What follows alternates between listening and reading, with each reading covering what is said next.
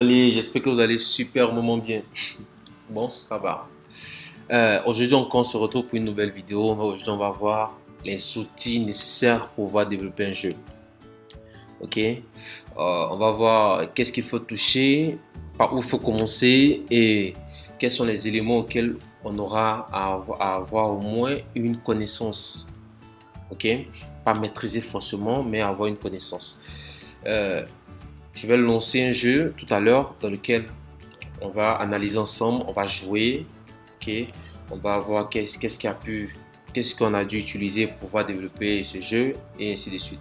Mais d'abord, il faut comprendre que dans l'industrie du jeu, dans l'univers du jeu, euh, on a des jeux 2D, on a des jeux 3D, que la plupart, je suppose que tout le monde a déjà joué. On a des jeux souvent aussi appelés 2,5D.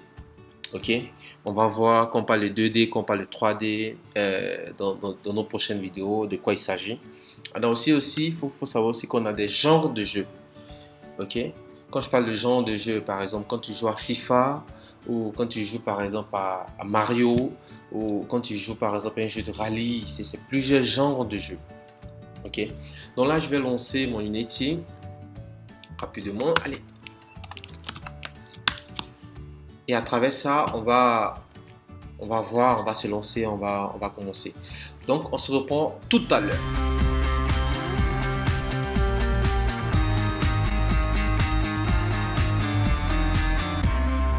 Je vais de lancer Unity. Unity HUD, pour ceux qui ont vu. Qu'est-ce que Unity?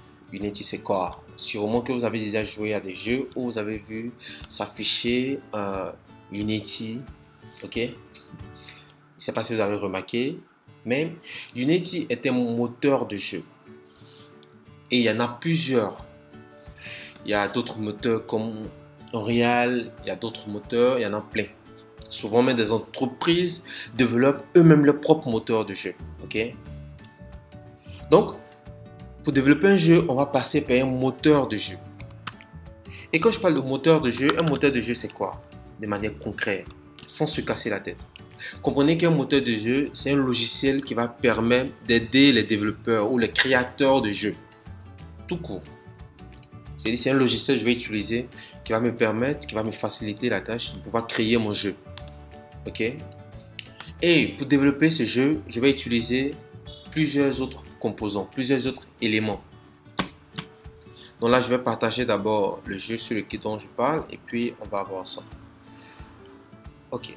Ça, par exemple, c'est un jeu. C'est un jeu qui a été développé à travers Unity. Voici un peu à quoi ressemble Unity. Voici un peu à quoi ressemble le moteur. Donc, ça, c'est un moteur dans lequel nous nous trouvons actuellement. Et dans ce moteur-là, nous avons développé ce jeu qui est là. Et si vous voyez, on ne va pas s'intéresser à l'interface et tout ça. Mais je vais lancer le jeu. Comme vous voyez bien, à travers un simulateur qui se trouve interné dans le moteur. Et on va jouer à ce jeu-là. Et on va voir ensemble quoi et quoi ont permis de pouvoir développer ce jeu. Donc je lance le jeu rapidement. Il va charger rapidement. Ok. Là je fais quoi? Sur Play, Score, Settings, ça c'est un jeu simple. Un jeu basique. Ça c'est un jeu plateforme en 2D. On va pas rentrer dans les détails, mais je flotte un peu dessus. On va jouer le jeu. J'appuie sur Play. Ok. Je suppose que vous avez déjà joué à des jeux et puis vous avez vu ce genre de choses, Advance, c'est des publicités par exemple s'afficher devant le jeu. Et puis vous avez par exemple appuyé sur Close, fermé, et puis le jeu continue. Et c'est vrai, ça c'est un jeu 2D, un jeu simple. On joue.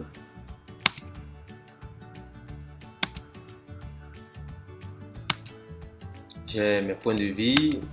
Ok, je viens de toucher le monde, mes points de vie sont décrémentés. Ok. Je peux appuyer sur le bouton ici pour jump. Ok. Oups, là je suis mort. Soit je peux rejouer ou revenir au menu.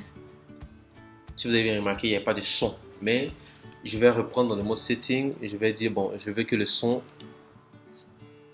je veux entendre un peu de son. Je sais pas jouer un jeu où j'entends rien. Donc je replie sur play. Ok. Est-ce que vous entendez le son et le jeu, tout ce qui se passe derrière, les coins quand je touche, le tempo qui avance, lorsque j'appuie sur pause, le jeu s'arrête.